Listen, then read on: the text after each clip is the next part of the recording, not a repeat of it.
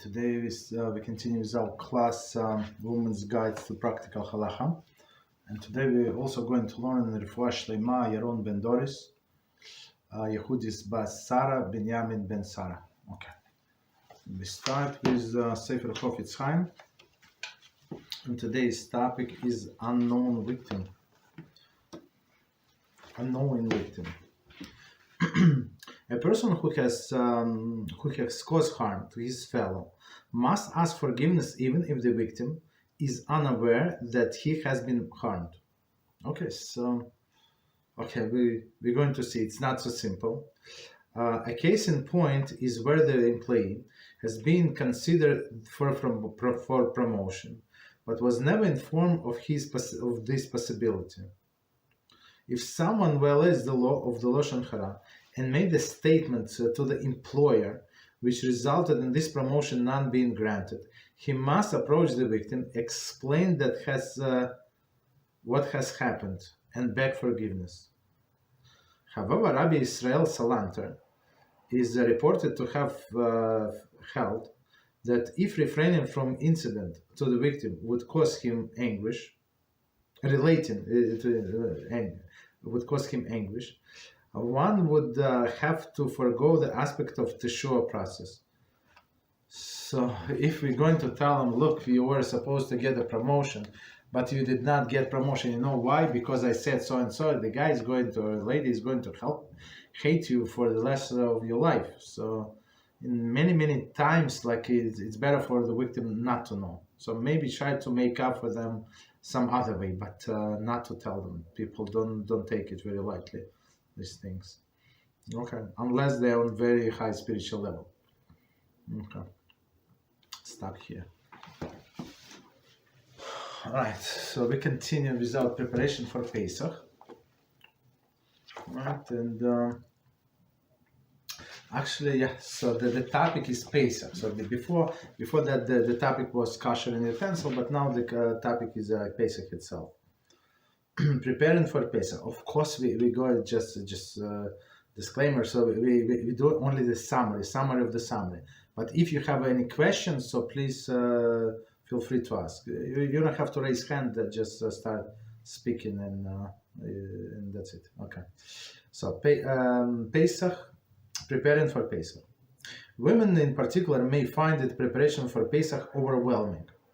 The following halachic guidelines should be understood in order to ensure that Yom Tov enters in a calm and joyous atmosphere. A woman should not hesitate to consult her Rav with any questions, since there are halachas and customs that are quite complex. And I would say, if you don't ask the question, and if you for whatever reason you decided to go on a stricter view, right, stricter opinion, so maybe you're going to spend days or at least hours upon hours of cleaning and do some things that were not necessary. It's better to ask the question. Okay, continue. Disposing of Chametz.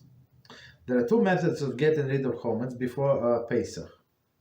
The first way, physically dispose of the Chametz that we can find by eating it, giving it away, burning it on Erev Pesach. The second method is called bitul, declaration that all Chametz that we may still have in our possession is like a dust of earth and therefore ownerless. 1 second, I want to see what kind of details we're going to see. Okay, so I'm not going to comment until we go in a little further. So, but let's just explain what it says here. So, on one of the prohibition of Pesach is that we're not allowed to own Chametz and have in our possession, and not allowed to see it. Right, 3 different prohibitions. So, of course, if you're going to sell Chametz, that's what you should do. Right, but or you have to do something. So if you do not, if you do not sell the Chametz, you have to destroy it. Like you have to remove from your house, and you cannot give it to hold for somebody else. So many people ask, what if I put it in my garage? Is it counts? No, it's not counted.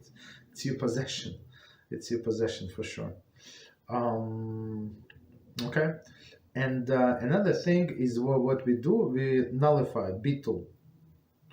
So nullification is what about the chametz that you do not know. For example, you put all of your chametz, let's say, inside a cardboard box, right, or in some kitchen cabinet, and when you sell the chametz, it's in a form.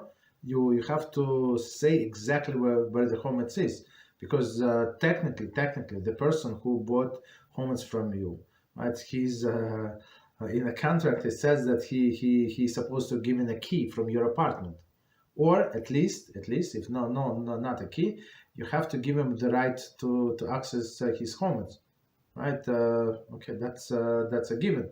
So technically, he can come and ring your doorbell in 3 in the morning and say, "Yeah, I want to see my chametz. You sold me 3 boxes of cookies. I want to check, make sure the expiration date." Yeah, you understand? And you have to open the door and let him in. That's what it says in the contract. If you refuse, it means that it's your chametz, that you never gave up the ownership, right? So, but one thing is a chametz that you forgot about. That's, for example, you have in a car and there is a cookie under your seat and like between the seats, all of the crazy things, somewhere on your attic, this or there. Okay, you completely forgot. Right, so these chametz you actually do bittul, you say nullification, and we're going to learn how to nullify it, and say it's nothing for me. It's like like a dust of the earth. So if you find a piece of dust like in your house, you're going to throw it out. So same this chametz, it's nothing. I'm not going to eat. I'm not going to eat dust. I'm not going to eat chametz if I find it. So that's what nullification means. Continue. However, we cannot simply recite the bittul passage, since perhaps some of the chametz we own is expensive, and our proclamation of bittul would not meant sincerely. Also, if we do not remove the chametz from our homes, we might come to mistakenly eat it on Pesach. Okay, so we see chametz is very different from non-kosher food. So if it's non-kosher food, you're not going to eat. If somebody, you had, I know, some workers, painters, right, that they did the job and they forgot cookies, or not cookies, whatever, they forgot something not kosher in your house. Okay, there is no problem. You're not going to eat it. They're not going to come back, so you're going to throw out. There is no problem. But chametz, there is no problem. It's kosher. Absolutely, everything is kosher. So a person might forget it by mistake, eat it on Pesach. That's the issue. So that's why we try to put everything in one place. It's possible to lock it. If not, just close it. Somehow we put it like piece of tape, like what is it? This masking tape, this blue tape. So everybody knows not to open that cabinet where we have chametz. Okay, so it has to be marked somehow. And plus, when you say bittul, so bittul meaning that it's literally, so you understand, it's like a dust of the earth. So you're not going to eat dust, and you're not going to put it in your water and mix it and drink like that, right? So same with chametz, right? But what if it's a whiskey, right? Whiskey, I don't know, a very old whiskey. I'm not sure what brands, whatever, old brand, and it costs $300 a bottle, or $500. I don't know if such a prices exist, but let's say very, very expensive. So even though you say the bittul, it's like a dust of the earth, like mixed in the spring water. For you're not going to drink it, right? But if somebody would offer it is true, you said I'm not going to drink it. But with this whiskey, it's not so simple. So even though you say that you nullified, but you did not. So it was not done sincerely. Meaning what? It was not nullified. Or if it's nullified, you have to pour out, right? And okay, continue. Also, if we don't remove the chametz from our homes, we might come mistakenly to eat it on Pesach. So okay, remove it or put it in a different room if you have different room. If you don't have different room, like put it in some cardboard box or something, like tape it 7 times so you would not open it. Okay, or a cabinet, kitchen cabinet, so something. Okay. So, but when you clean your apartment, your kitchen, apartment, I don't know, whatever you might have this chametz, you have to put everything into one place. So if you sell, so you have to know what you're selling. You're not selling the whole house. right? You're selling only this specific chametz. But some empty people, so they said, no, I don't want to clean, and I want to sell the whole house. It's very good. You want to sell the whole house, but technically, this non-Jew can come and claim the whole house, and you would have to sell them. Simple, right? It's a contract. If it's a binding contract, if you sold the chametz, the house, you sold the house, so it's not yours, and this person cannot pay back, and you're getting back your house. But if it's the sale was binding and he wants to pay, he can give you the rest of the money and get your house, right? So that's why we sell only chametz in the house, not the house itself. Continue. We cannot merely search for, find and burn the chametz, because we might not find everything, and if it is not found on Pesach, it is found on Pesach, one may come to transgress only the chametz on Pesach. Okay.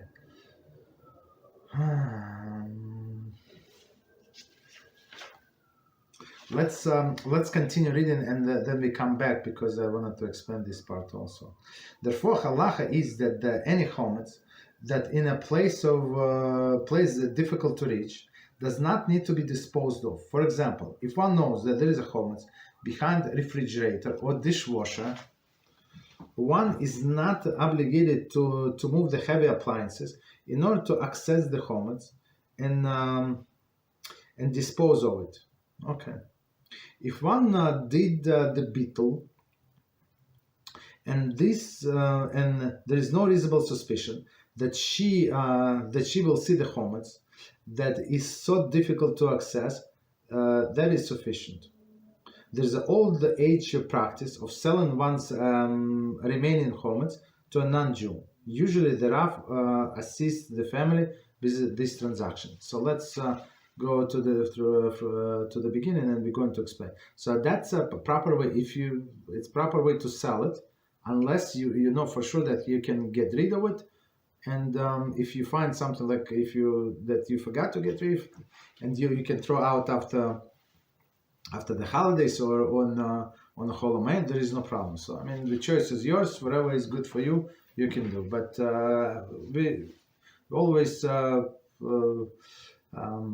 suggest that people sell it.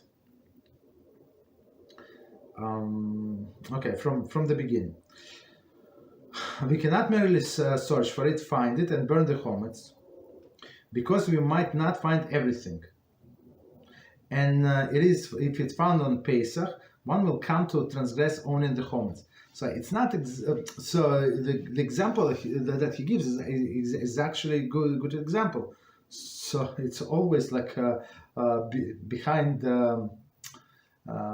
the stove, there are always something, always chametz, always, and not like pieces of food, like some old spaghetti, like all other pieces of bread or something. I don't know how they get there, but that's a different issue, the different question.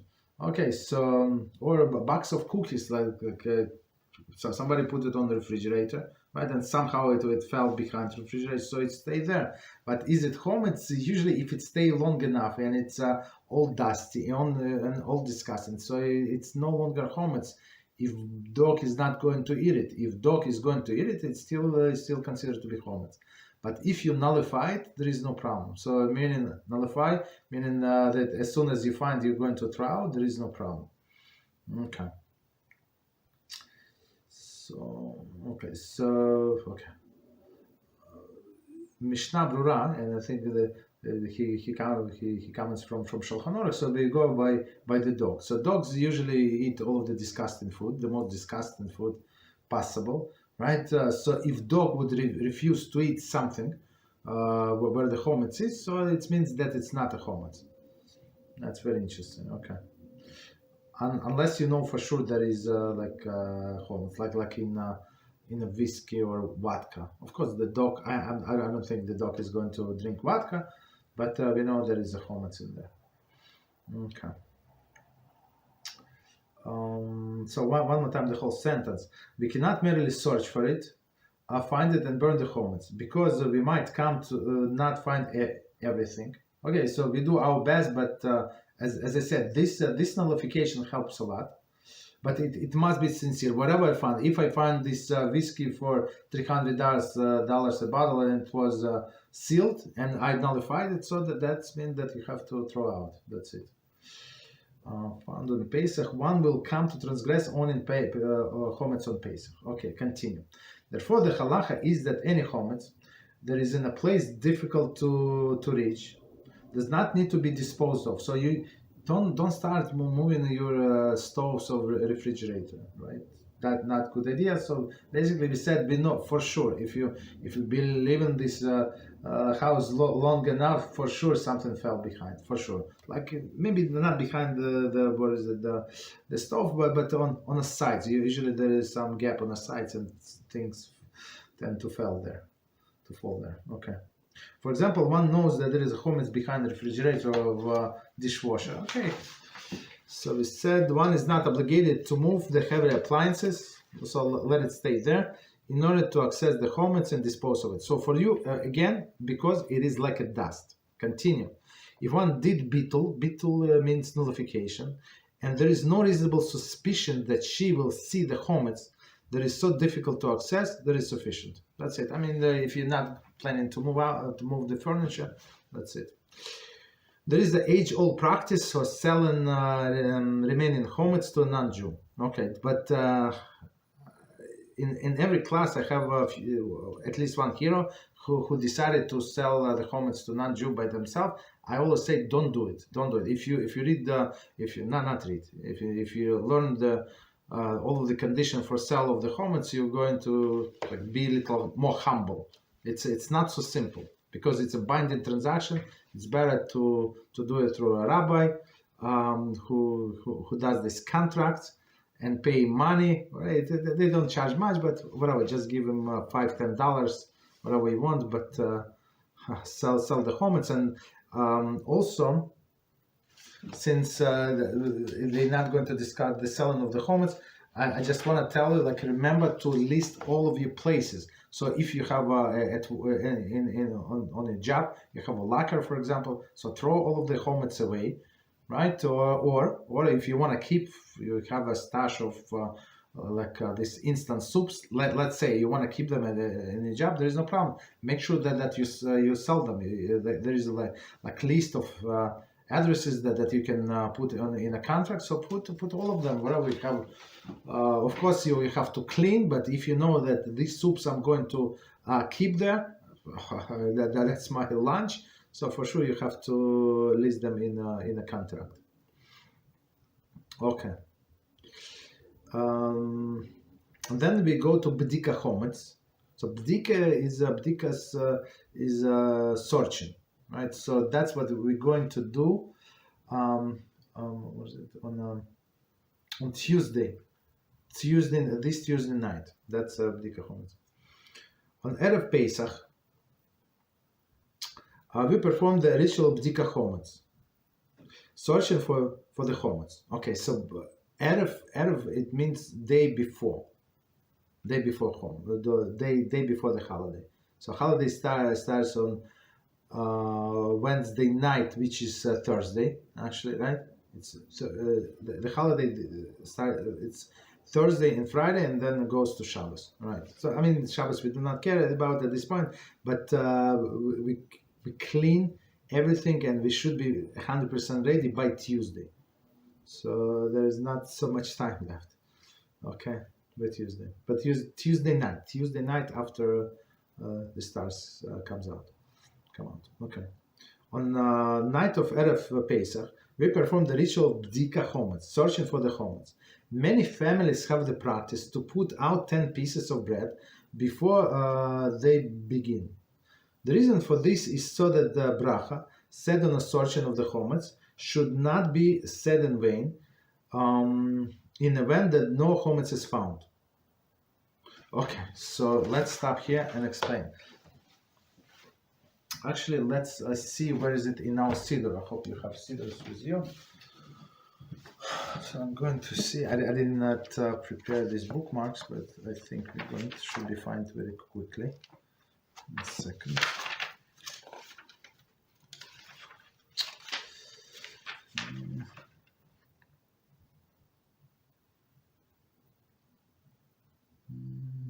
Just 1 second. Hanukkah Purim.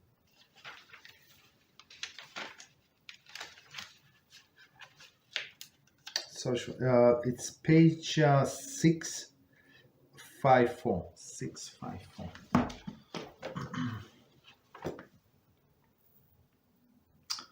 I open on the right page. Wow. Okay. So it says on the night of 14th of Nisan, the night before Pesach Seder, the search for Chametz, right, is made.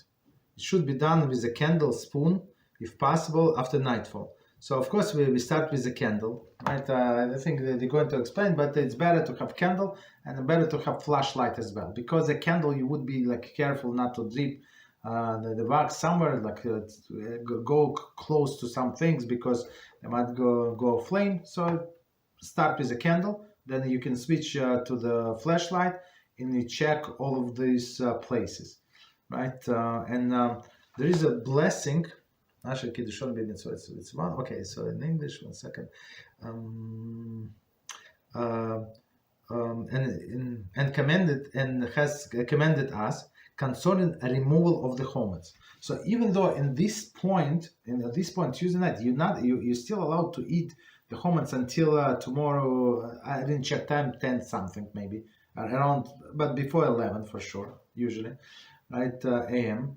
You have to check your Maizmanim in your location. So, but since it is already like a step preparation for removal, so this blessing is appropriate. So in this point, you just remove. You mean meaning that you're going to find this 10 pieces, right? That's the thing. So and plus, please, I would suggest try to wrap these 10 pieces. If you take 10 pieces of bread, so since everything is clean, let's try to wrap them in a piece of the like facial tissue or something, toilet paper, something like it would not crumble around, right? And it's proper if too few people are going to do it. One person is going to hide, and some other people are going to look for. So make sure that the person who hides remember, good memory, or at least write down. We always suggest to write down the pieces. Otherwise, it was not once, not twice, and many times. When people forget where the last piece is, everybody get excited. Kids are excited, guests are excited, everybody excited, and then guess what? They forget where the 10th piece is. It fell somewhere. I don't know. So that's a good idea to write down. Okay, so page 655.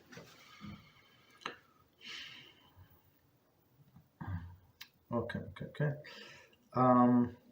And then you make the declaration right after you found these 10 pieces. It says, any chametz or leaven that is my possession, which I have not seen, I have not removed, and do not know about, should be annulled and become ownerless like a dust of the earth.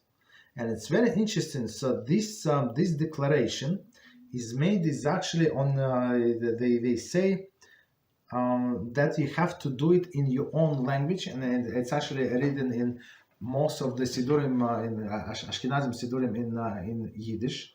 Only a few things are written in Yiddish. Why? So people would understand. So all other things, all other prayers, you're not obligated to understand. You say Shema, you say any prayer you want without understanding. After the fact, no problem. And like even lechatchila, even in the beginning you say it, no problem.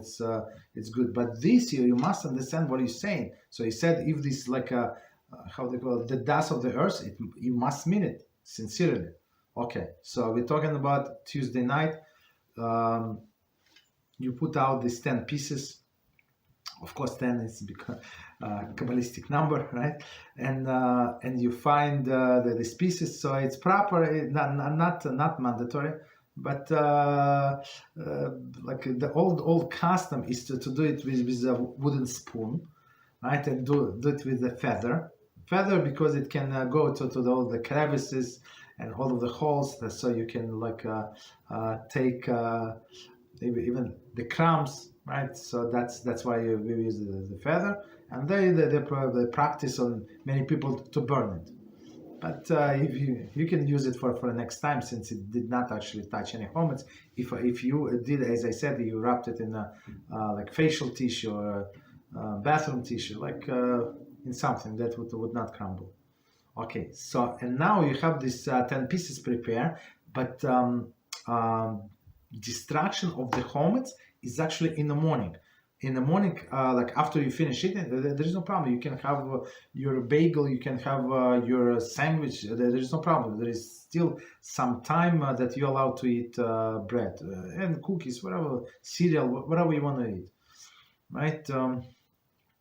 You're allowed to eat, and only after then you have to destroy it, and we're going to see how to destroy it. Okay, go to our book.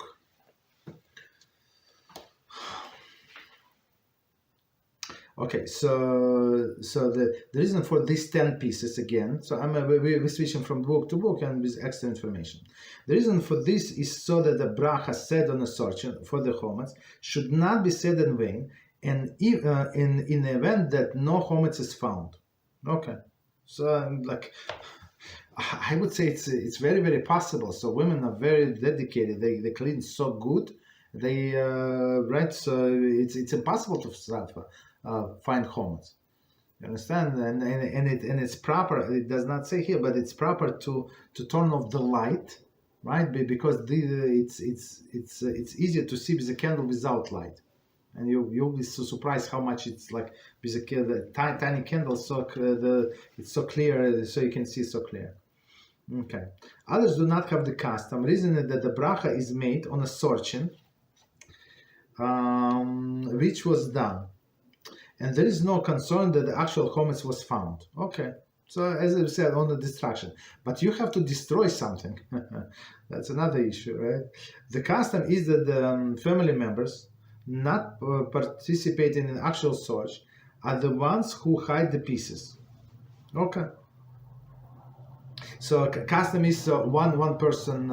So if one person hides and another person searches, that's the proper way. Okay, but again, you remember that everybody is tired, and it's actually after the storms came out. So don't drive anybody crazy, and don't play the games like hiding all of the crazy places people cannot find. So find in the places that easy to be found. So, but still we have to search everywhere. Okay. After they are found, the pieces are put aside in a safe place to be burned in the morning of the Pesach. So, and the burn is going to be on a Wednesday morning. At the times, family will leave their house for the days of Pesach before the night of Bdika Chametz. In such a case, if it is within the 30 days before Pesach, they must do Bdika Chametz at night before they leave. No bracha is recited when doing Bdika Chametz earlier than night before Pesach. This is true even if they are returned during the Pesach. Okay. So what would be the example? Maybe they have a summer house somewhere, right, in the mountains. I don't know. Like second house, and if they know they're not going to come back, right, and it's 30 days before Pesach, meaning it's after Purim or after Purim, so they do the Bdika Chametz, right, but without any blessings. Okay, and there is no distraction, and at this point there is no distraction yet. Because why you're still allowed to have chametz, you're still allowed to derive benefit. There is no problem. Okay, so again, he's saying the blessing is recited only on the night before Pesach, only on this Tuesday night, which is according to us is Wednesday. Continue, and when interested said this is true even if they will return during Pesach. Okay, no problem. Continue. A guest at someone else's house has no responsibility to perform bdikas chametz, since the obligation falls upon the owner of the house. So if you come and stay by your family, by your friends at the Pesach, so there is no problem. So you're not obligated to search, but before you leave your house, you're obligated to search your house. Meaning the place, your house, meaning your residence, or wherever you are. Some guests have the practice to rent or acquire one room in order to fulfill the mitzvah of bdika chometz on the night before Pesach. In such a case, the guest should not make your own bracha, but rather hear the bracha made by the owner of the house.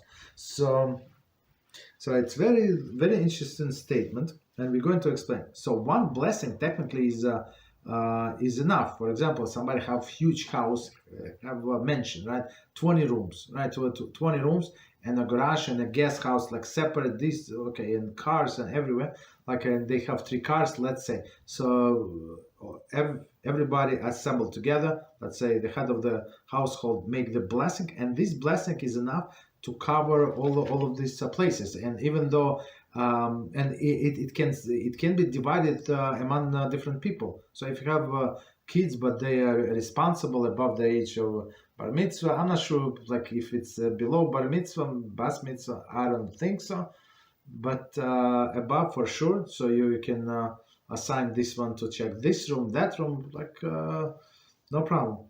And one blessing is enough. So here she is saying, so if somebody is a guest, so this lady came over and stay with a family, right? So she can say, I want to rent out the room from you for one night, let's say for one night. So, and since this room belongs to me, I want also participate in the mitzvah of searching for my chametz. There is no problem, right? So of course she's not going to make your own blessing, because as we said, it's only one blessing is made for all of the searching, and this searching can be conducted by several people, right? And can be conducted for some period of time. Okay. Any questions on what we said so far?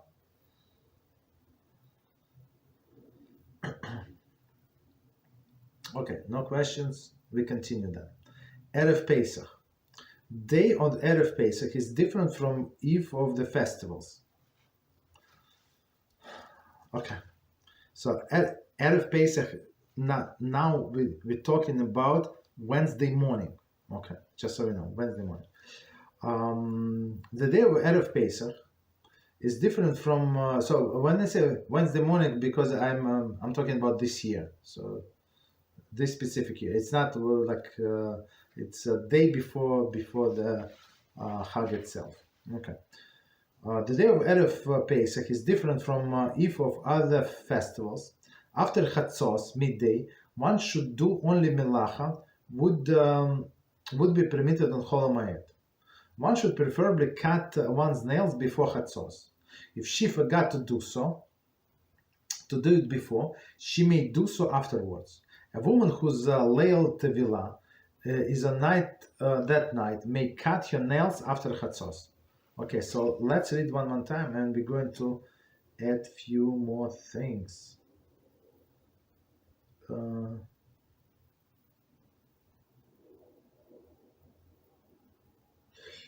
Okay, so one more time.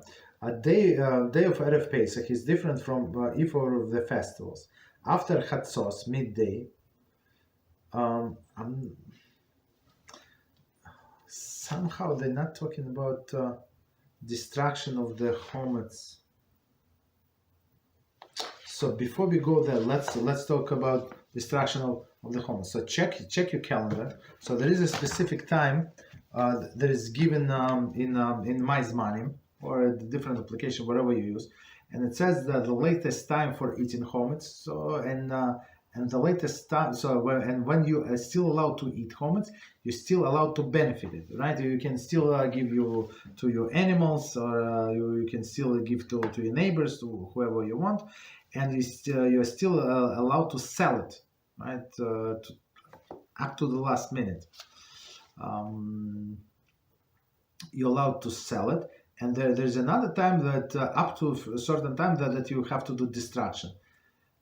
The difference between the two, I think 1 hour, or approximately 1 hour. Okay, so and when you do destruction, so usually like we destroy these 10 pieces, and also there is a very very very like popular custom, I would say, to burn all of the challah that you've been separating throughout the year, right? So we usually put in a container, close the container, and it stays for the whole year. We have the whole the whole container, and we burn it, right? So we burn the challah, and we burn these 10 pieces. So, and some people, it's very interesting. Where I live, they have, of course, they authorized by fire department. They have public burning, and they have the dumpsters, it's crazy. Or they have some barrels, metal barrels, when they do the fire, and everybody comes and throw their chametz, and people do the different things, but it's proper if you sold your chametz, just burn these 10 pieces and that's it, right? Or if you cannot burn for whatever reason, no problem. So the second option is to flush them down the toilet. So you just crumble them, destroy and flush down the toilet. There is no problem. But do it in a proper time. And just before doing that, so you have to say this blessing. It's not a blessing, but okay, the following verses, and it's on the same page 655. So it says, any chametz or leaven that is in my possession, whether I have recognized it or not, whether I have seen it or not, whether I have removed it or not, should be annulled and become ownerless like the dust of the earth. So basically, you say this almost second time, a little different word, I think. But now you say that's it. I don't have it anymore. So when you were saying at night, right? You said I'm nullifying whatever I'm not aware of. But for example, if you left a piece of bread for you or a cereal, right? Morning cereal that you want to eat in the morning, there is no problem. Right, but it's still, so you nullify everything beside these 10 pieces that you found, and plus this cereal or cookies or a piece of cake that you're going to eat tomorrow in the morning, which is there is no problem. So now, after you destroyed everything you ate, it's also it's also considered to be destruction. So you ate, and you flushed out the toilet and you burn it. So now now you're able to see this destruction. So I apologize. You said not before, but after. No, I said it correct. No, after. After you burn it, flush it to the toilet, you remove it from this world. So you're allowed to say this. Not allowed, but they actually are obligated to say this piece. Continue. So we continue with Erev Pesach. I mean, as we said, he just given the summary. He skipped things because it's not his not the purpose to detail all of the halachas. Okay, so the day of Erev Pesach is different. One more time this line. From the eve of the festivals. After Chatzos midday, one should do only melachah that one is permitted to do on Chol HaMoed. So why is that? Because there are so many preparations for Pesach, right? One should preferably cut one's nail before Chatzos, right? And remember, as we said, would not be allowed to take a haircut or shaving if somebody shaves for 33 days after that. Okay, so do all of these haircuts and shaving and trimming, whatever you do before that time. If she forgot to do so, right? So in even nails, they say do before the chatzos because there are so many mitzvahs connected to the Seder night. So you need as much time as possible for proper preparation. If she forgot to do so before, she should do so afterwards, meaning after Chatzos. After Chatzos is a midday, or midday, middle, right? So you do after the midday. A woman whose Leil Tevilah is that night may cut the nails after Chatzos. So if she's prepared to go to the mikveh on that night, and on holiday you can go to the mitzvahs. On Shabbos you can go to the mitzvahs if needed, right? If Shabbos meaning Friday night. So if your night is Friday night, so she has to go after the stars came out, for sure. So it is Shabbos, so she's allowed to go. Okay, continue. After Chatzos, hair should not be cut. After the Chatzos, haircut should not be taken at the Jewish barber. Nor should one cut his own hair. Okay. So after Chatzos, so non-Jewish barber you can go, but Jewish barber, so he also has to prepare for the holidays. So, but if under the pressure from his customers, in a sense, he can forego his own preparations and not to lose his customers. He would be like stuck in his job.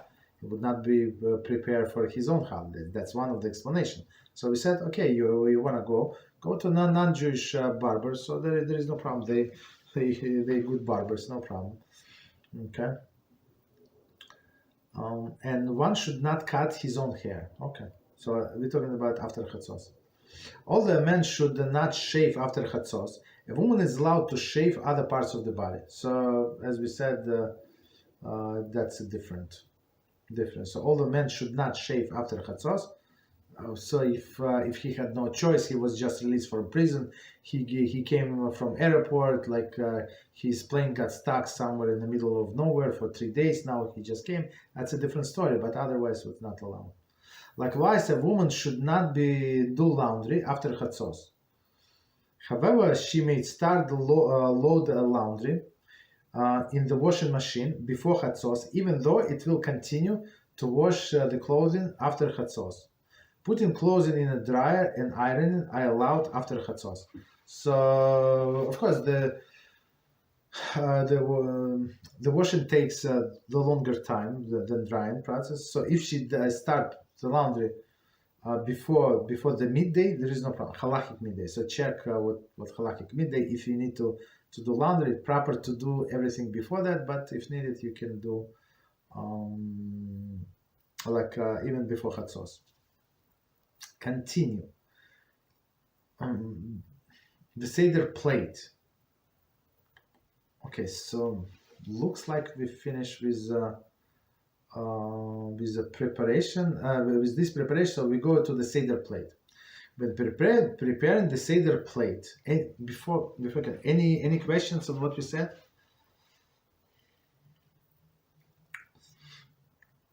Anyone? Okay, no problem. No questions. Continue. The Seder plate. When preparing the Seder plate, it is customary to place on it the piece of meat as a resemblance of Korban Pesach. This meat should be roasted rather than cooked, just as a Korban Pesach was. It is preferred should be a zareah or an arm, since it alludes to the fact that Hashem saved us with the outstretched arm. Meat of the chicken is also acceptable. So even though it's not meat, there is no problem. This meat, the meat of chicken, should not be eaten on the night of either Seder.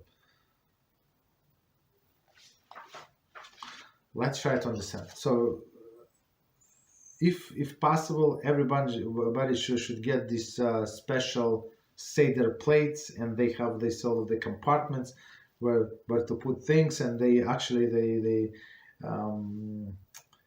say what to put what. They have special cups. So if you go to internet, they see in Judaica like a Seder plate, you're going to get 1,000 or 10,000. I don't know how many thousands options to buy from. Like from the cheapest $1.50 to I don't know to $5,000 silver plate, or even more maybe, I don't know.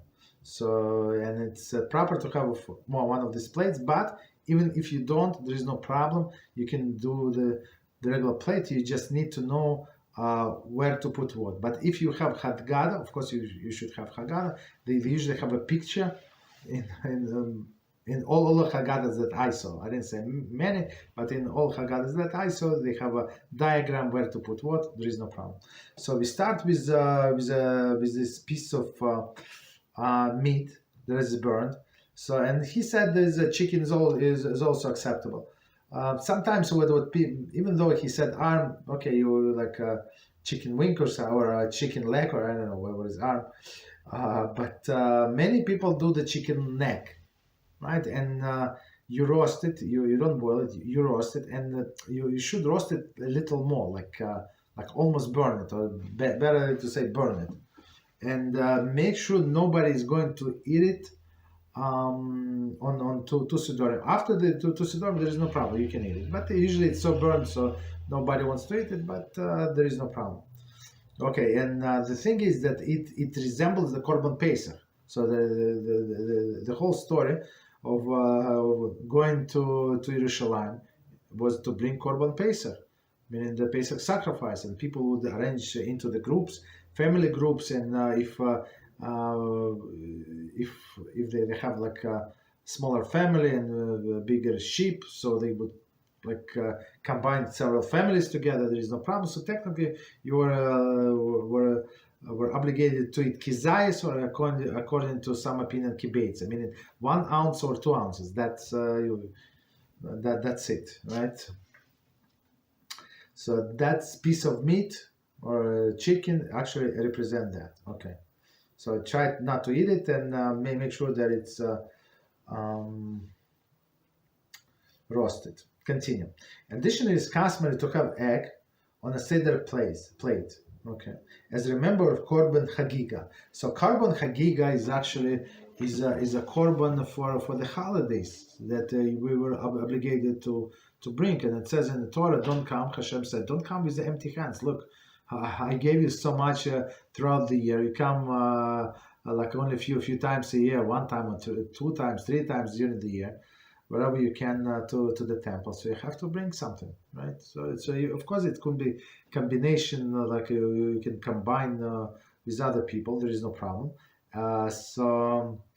The majority of the meat the person is going to eat is actually from this Korban Chagiga, and it's represented by this egg. Continue. Eggs should also be roasted, but it may be eaten. But it may be eaten on a Seder. So many people use boiled eggs, not roasted eggs. Okay. So continue. Okay. So and plus there are more. So just follow your Haggadah. So if you're planning on making the Pesach yourself, the Seder yourself, so please start preparing now. So read Haggadah, see what dishes you need. So it's not hard to prepare. It's like you need matzah, you need mortar, you need harosses, and there is like ingredients. You can search on the internet how to make harosses. There are 500 recipes, but it should be with red wine, usually with figs, or like some people add honey, apple, and other things. Okay. Continue. And karpas, so some people use potato, some people use, it should be vegetable. Celery, some people use carrot, some people use onions. Okay, so Arba Kosos. So Arba Kosos, it's one of the obligation. On Pesach we have four mitzvahs. So one of the rabbinical mitzvahs is 4 cups of wine. A woman is obligated to drink 4 cups of wine at the Seder. This is because women were included in the miracle of Yetzias Mitzrayim.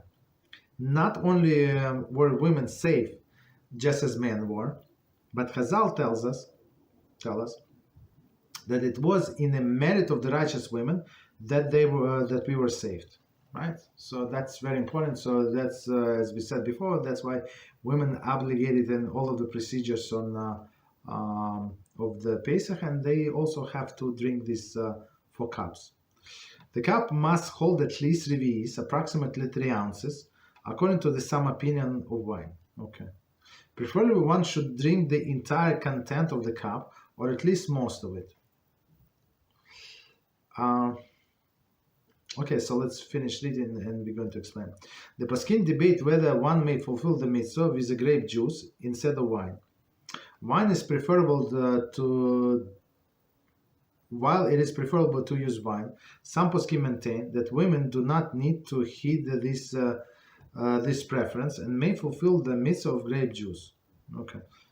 So I would say, so what we do, we actually mix wine with grape juice because wine is too strong, especially especially women were working the whole day, men of course also been helping out, so everybody's so tired and it's so late.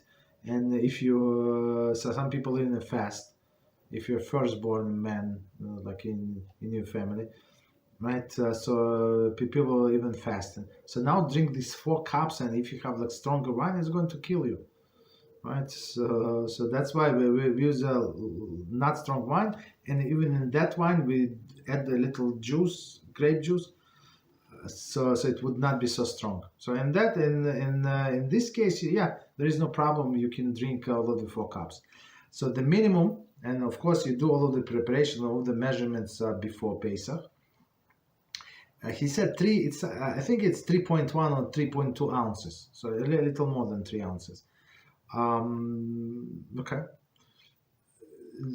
And the strongest opinion, like is Chazanish, it's almost 5 ounces, right? So. And from these 3 ounces, let's say if we go by the minute, from 3 ounces, it's proper to drink if you are able to. If it's not too strong, if you're not, it's not going to kill you. This wine, right? You're not going to get drunk from that. So it's proper to drink all of it. If not, if not possible, so you're allowed to eat drink most of it, most of it, like. More than half of it. Okay, let's say 2 ounces. Let's say. Okay. And as he said that for women, if they're tired, if they nursing, so they can use grape juice. There is no problem. So if it's going to cause issue with the baby, of course, if you use the grape juice, there is no problem whatsoever.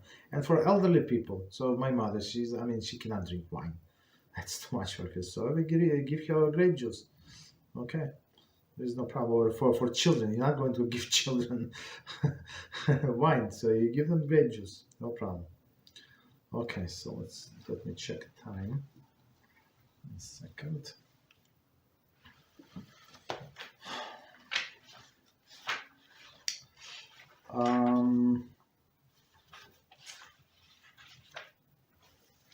So let's do a little piece, and we leave more for tomorrow, and we still have Monday.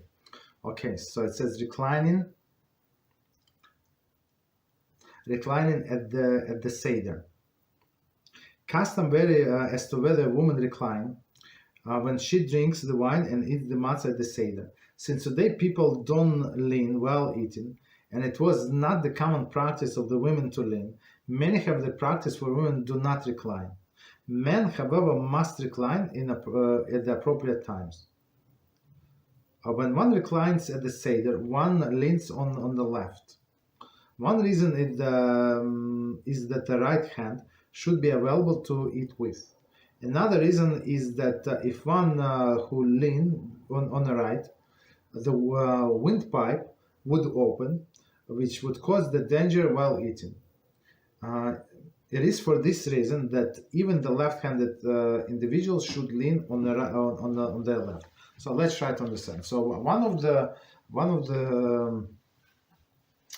don't know, like laws or something, like halachas, when we drink these 4 cups of wine and eat matzah and more or not, but the sandwich matzah and more. So we have to lean on the left side. So if you go to the store, the special pillows to lean, it's like very interesting. All of these beautiful things.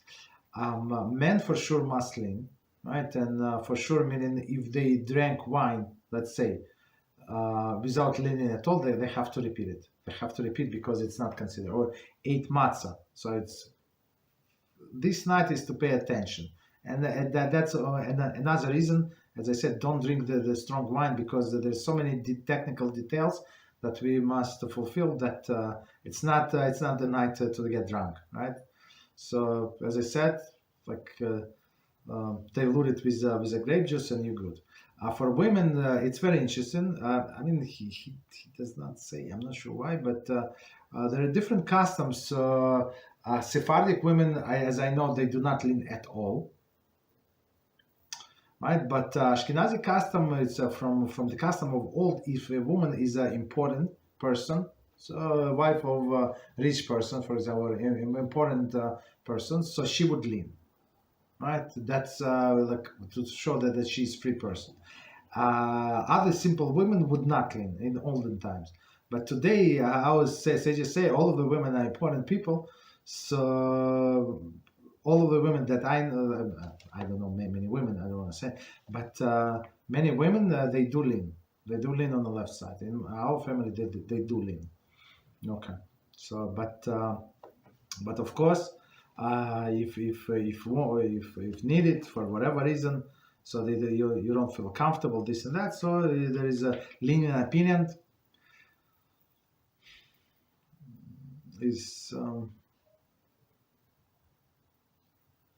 Don't recline 174. Okay, so it's actually from Mishnah Brura. He said, so many have practiced, women do not recline. So if you don't feel comfortable, you're not obligated to recline. But as I said, many women do recline. Okay, so you recline like on the left side, and you eat matzah, and you like this, and drink wine. All other foods you eat or drink in a normal manner. So I think we can stop here. So we finish with the main preparation part. So the next topics, I'm just going to tell you ahead. For tomorrow, I'm planning to cover Nitalas Yadayim, because it is important, special washing on Pesach. 1 second, I see the raised hand. Reciting Haggadah, matzah. So if you're planning to buy to make the Seder on your own, so make sure that you go online. It's still time, or go to Judaica store if you have nearby, and buy Haggadah. So Art Scroll have 50, 60, 70 Haggadahs from different rabbis. You would be so entertained, different approaches. And some people I know that they buy, one of them, my Havrus, he buys a new Haggadah every year. So you will never get tired. Different spin, the same story, the same text, but different rabbis have different spins. It's unbelievable. Okay, go ahead. This question. Yes, Rabbi. First off, I just want to say thank you very much for allowing me to join the class.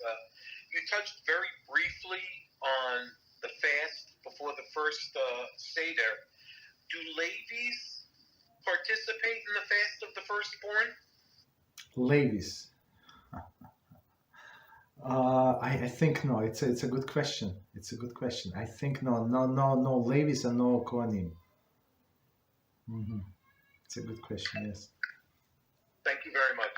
It's a good question. So I just want to explain your question, because it's a beautiful question. Nobody ever asked me this question. Very interesting. Thank you.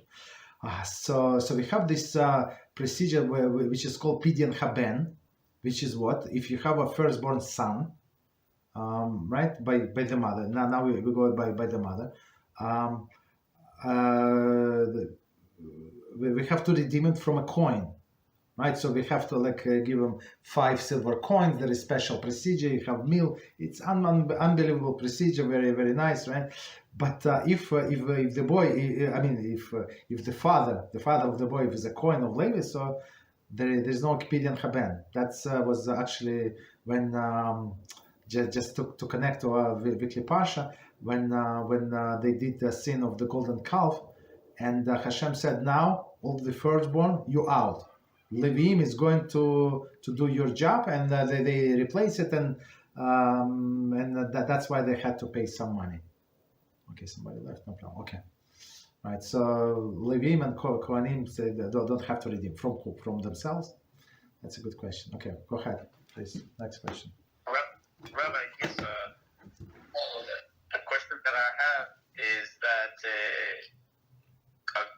convert has to do the fast if they're firstborn? No. No, converts don't have to. Okay, I was. And what's the reasoning for it? The reason, as I just explained, after the golden calf, the firstborn was substituted by the Kohen, by the Levi, by the tribe of Levi, as the servants of Hashem. But before that, it was a custom in the Jewish nation, same as in all other nations, that the firstborn would be like special status in the family. I mean, they still have in our tradition that they still get a double portion of the inheritance when father dies, but that's it basically. Okay. So I remember a few questions. So first question I remember online was, there is 3 times it says in Torah, that we have to go to the temple. So it was, but it says only you go to the temple. So today we don't have temples. So for holidays you're not obligated to go anywhere.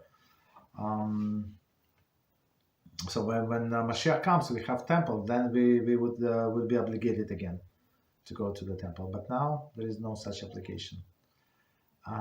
Another question that I remember for online: if you're allowed to walk with a cane, or I'm going to add to the question, and for the same reason with crotches, right, on Shabbos. So the question pertains only if there is Erev or no Erev. So Erev meaning you're halachically allowed to carry on Shabbos. I'm not talking about Yom Tov, I'm talking about Shabbos only. Right? On Yom Tov there is no problem. There is no problem. You can do. But on Shabbos, if there is no Erev, so I would say it depends. It depends on what? If how this person is dependent on this cane or on the crutches.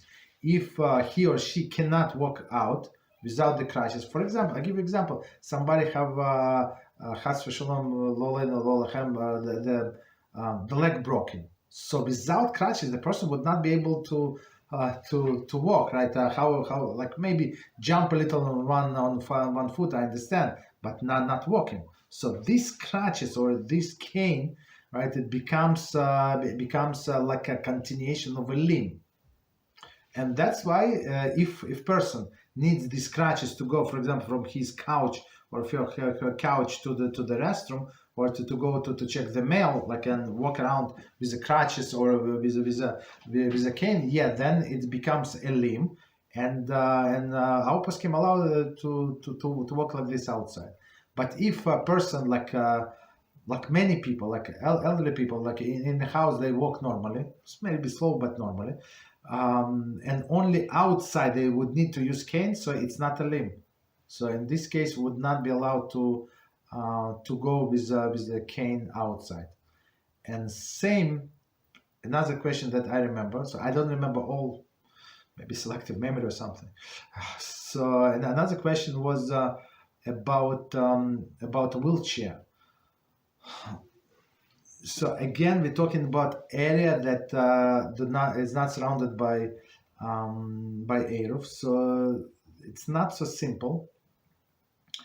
Some poskim say that they compare wheelchair. So we're talking about a person mechanical chair. We're not talking electric mechanical chair, and the person pushes himself or herself, right? So in this case, some poskim say it is like a cane or crutches, and it's considered to be continuation of the limb, meaning that a person cannot walk without it. Even in the house. I mean, if somebody is bound to the chair, like how he's going to, like, even to the kitchen, to the this and that, maybe stand up and walk a few feet, it does not consider to be walking, able to walk, right? So in this case, yeah, they would allow a person to push themselves, some poskim. Other poskim say, no, it's not continuation of the limb. When you walk with the crutches, when you walk in the cane, in one thing, of course, you're using your limbs, and it's something to help, like third limb, third leg, let's say, you use for support this cane. But the wheelchair, it's like for using for sitting. A Jew should not push this person, for sure not. But there is a question, and some people can use non-Jew to push the wheelchair. So it's not exactly public domain. I mean, a long story, but it's a bottom line. So not everybody agree, but technically, if a person cannot walk without this wheelchair completely, so that would be allowed for him to push himself. So, for example, we have this elderly person in my shul where I go, and he's very weak. I'm not sure how old is he. Like very weak, but very very dedicated person. And basically, he can walk, but he's very weak. But since we have an Erev, so but on Shabbos, somebody like pushing him, like bring him on a wheelchair. It's not because he cannot walk. He cannot walk very like even I don't know how far he lives from the shul. Maybe 3 blocks, 4 blocks. But still, for that person, 4 blocks is very long, very far. So somebody would push him to the shul. There is no problem, but only because there is an Erev. Okay, so. Can somebody check what did we miss? Israel, can you please do us a favor? Check.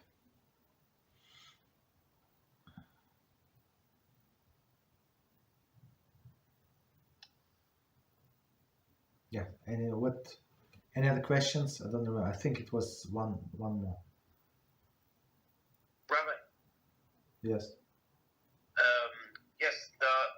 Yesterday in the class, I asked about the Seder. I was asking what are the sources? Because today I told somebody, hey, I'm not gonna be able to.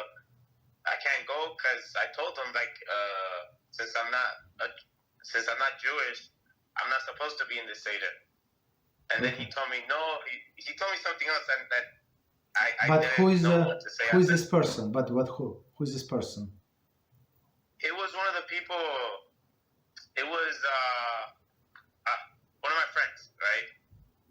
Okay. And basically, he said, "You're right." He told me, he's like, "Yes, it's true," but he says he doesn't really know. He says he thinks. The thing is, he told me to come back to him after. But whatever you say, he's like, whatever you say, it's okay. Okay, so we're going to try to find sources. But Rabbi Reuven Shlita recently said a person.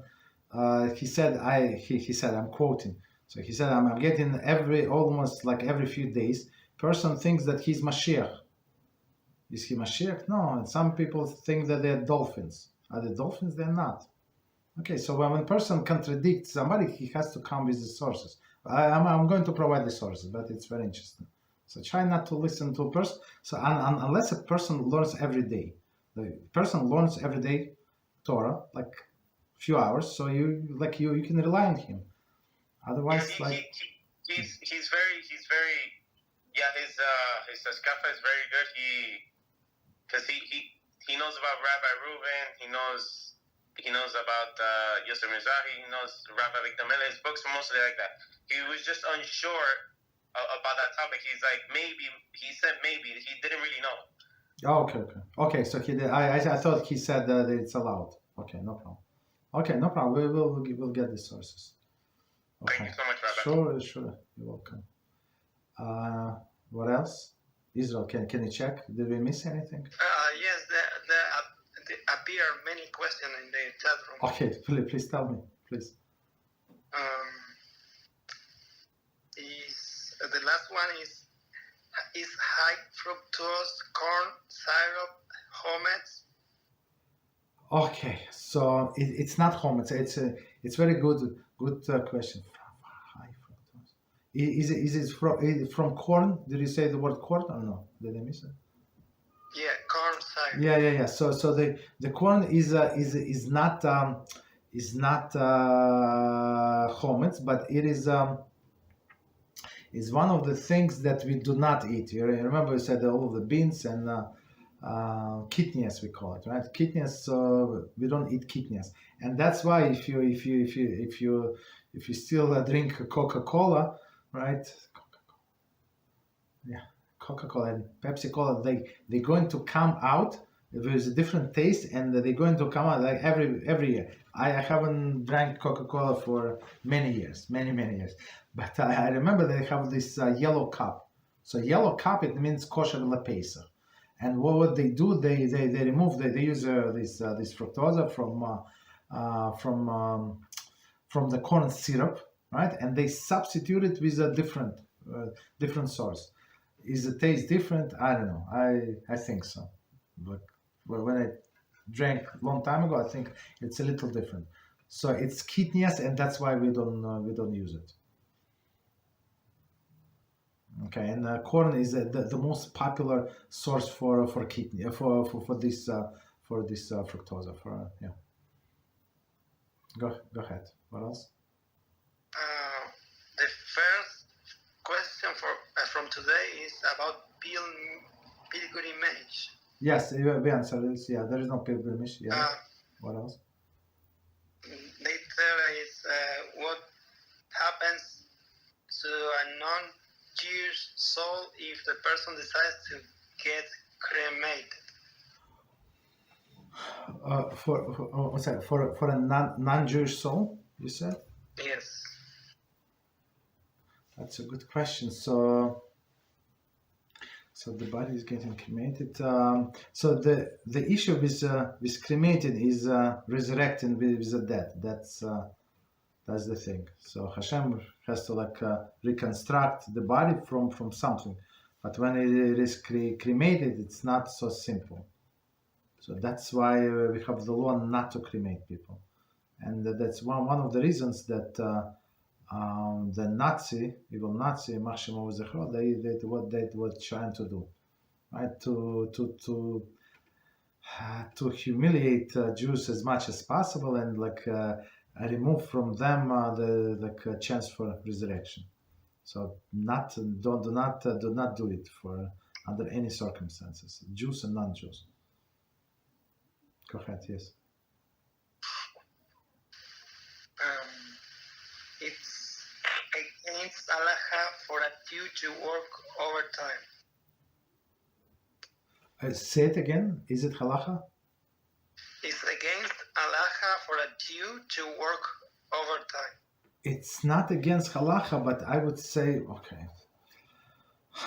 It's a very good question. So for example, in some company they expect you to work overtime. So if you say I want to work 35 hours or 40 hours, they say you don't come tomorrow. You understand? So if it's an agreement with the guy, if it's understanding from both sides that you must work overtime. For example, we have a nurse here, right? So could you mute my microphone for now, please? Sorry. Thank you. Please mute your microphone for now. Okay. Thank you. So if you being a nurse, for example, a male nurse, so they say, look, of course we said that you're going to work 40 hours, but guess what? We have more people coming, and somebody have to take care of them. So you're not going to work 40 hours, but you're going to work 67 hours. What can we do? I'm very, very sorry. So a person in that profession, they know what they sign up for. It's not like that they can, but I would say bitachon wise, so we try to work as less as possible. So because Hashem is going to provide, Hashem does not need us to work overtime. But if you sign up for a job that when you're required to work overtime, you have to. Otherwise, it's stealing. The pay, for example, in a place where I used to work, so there is a yearly salary. So of course, minimum you have to work. I think they put 35 hours. Nobody works 35 hours, of course. And many times that in my department, they work the whole weekends, right? The Saturday and Sunday. So I work on Sunday, or sometimes I was required to log in after Shabbos and do whatever I had to do. You understand? And it was without pay. Is it overtime? Sure, but it was expected. Okay, but in other jobs you work the minimum of the minimum. Okay, but without stealing. So if it's agreement, okay, don't ask for overtime basically. So that's did we answer the question? If somebody is from this group ask, or you need more elaboration? Yeah, go ahead. Go ahead. Rabbi, if you're going to be alone for the Seder, Yes. this is stuff a little bit. One, do you ask yourself the 4 questions? Yes. And number 2? Yes. Okay. Yes. And then do you search for the Chametz yourself, right? Yes.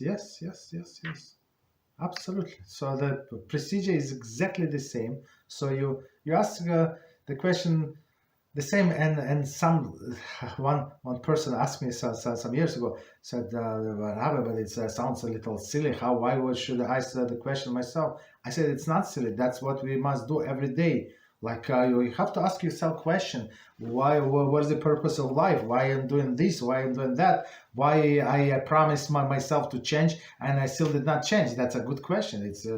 It's proper to ask yourself questions. You understand? So and you just reading from the book. So there is nothing like that person somehow I could not get from the first time, but I remember this conversation. So that person was presented like it's something embarrassing, that it was single guy that he's going to ask himself question. There is nothing wrong with that. Nothing wrong whatsoever. Okay, what else? Israel, can you say? Yeah, you're welcome. You're welcome. If I live in an apartment and I have very limited space, and if my meat and dairy pots and pans have been washed with soap and hot water, can I store them in the same box, or do they need separate boxes? Okay, there is no problem whatsoever. You can store it since they're clean and there's no residue. You can store it in the same box. There is no problem whatsoever. No problem. Just make sure that you can tell them apart, as we said many times. Make sure that this is red for meat, or I mean, it's my personal idea. But you can use like a totally different graduation. Like make sure that you can tell them apart. No problem. Can be in the same box. Okay. What else?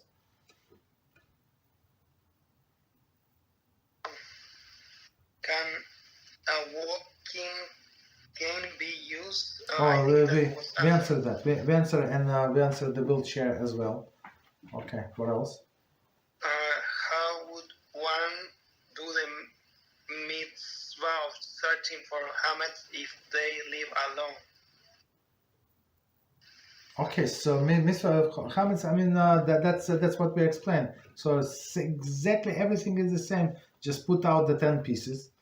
Of course, clean. Make sure it's clean, and go and search it. Do all of the blessings, and do everything as we said. There is no problem whatsoever.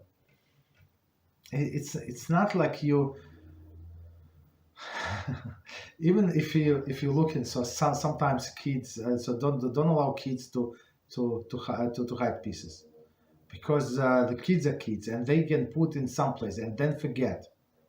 Guess what? They can forget, and what are you going to you're going to have Seder knowing that there is another piece or two of Chametz that they forgot where they stored. So don't allow kids to store it, but you do it yourself. Right, and then destroy it. So, okay, go ahead. What else?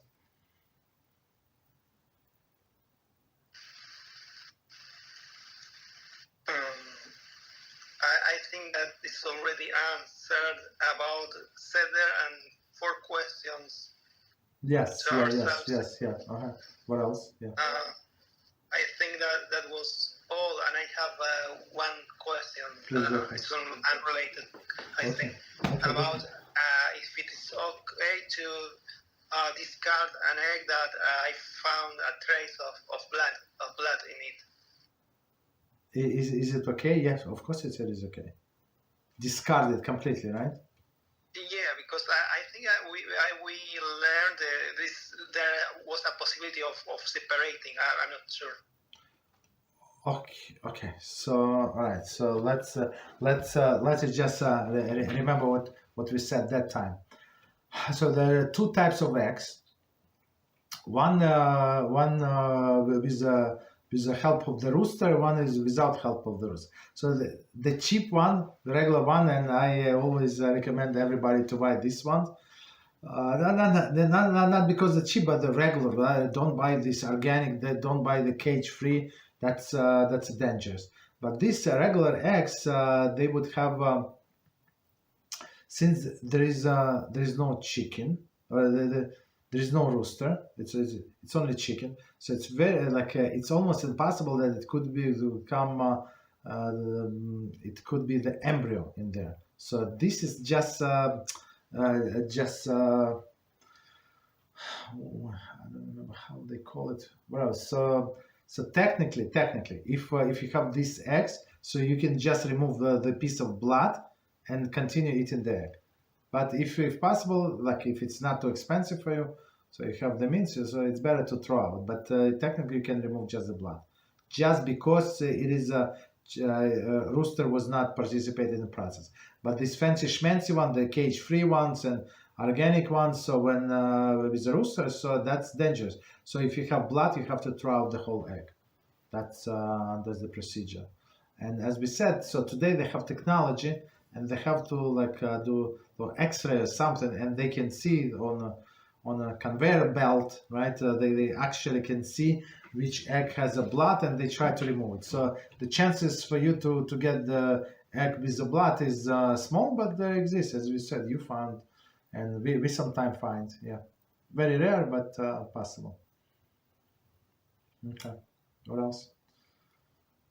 Any other questions, any topic, anybody? I think in the chat room that was all. Okay, thank you very much. Thank you. Any other questions? Okay, just we're going to bring the sources, but to answer that question partially about the holidays and the non-Jews. So it says on all of the days of the Shabbat, there is no problem. You can invite your non-Jewish friend and somebody going through conversion. There is no problem. The problem is on the holidays themselves, right? What's the problem? On holiday you're allowed to cook, but you're allowed to cook, and Beezrat Hashem. After this book, I'm planning to start the loss of the holiday. You're allowed to cook only what is required for your soul, right? And you're required to do what is needed for your soul. That is a special expression. And but you're not allowed to cook for the next day. Only for your soul, meaning your household, whatever your guest is the same, right? Is needed for the holiday. So you're not allowed to cook for a non-Jew. Right, so since you're allowed to cook on a holiday, so you might do extra. So this couple is coming, nice neighbors, and they always wanted to try matzah. They never try matzah, and they want to come over.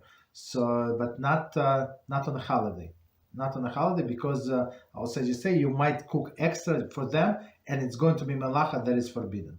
For your soul, for your family, for your guest, Jewish guest, there is no problem. You can cook. But for a non-Jews, it's a melacha. On any other days on Shabbos, no problem. Invite them 3 times on Shabbos. There is no problem. Why? Because everything was cooked before. But on Yom Tov, it is a problem. And one reason, so just because I was asked, why we don't invite the non-Jews on a Seder. One of the explanation, the most simple one, because if you read Haggadah, it speaks derogatory about non-Jews. Right, so we don't want to offend anybody, right? So it's one of the reasons. So it's 2 reasons already. Okay. What else? Any other questions?